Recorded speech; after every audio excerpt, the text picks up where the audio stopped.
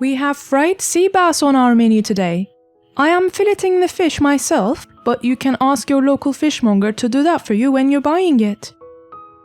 I bought it as a whole so that I can show you how to fillet the fish at home. After chopping off its head, you should cut it lengthwise into two. You can then remove its bones by placing the knife under its skeleton and running it along its length. We will not be adding any spice to this fish so that nothing else overpowers its natural flavor.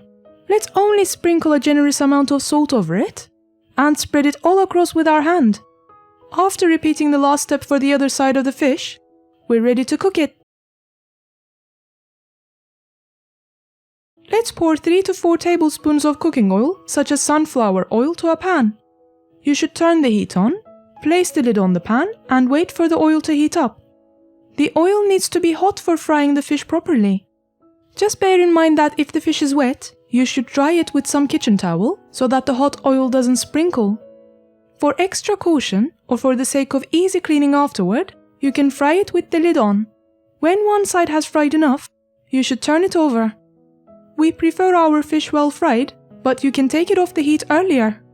Cooking time entirely depends on your preference. We hope you enjoy it.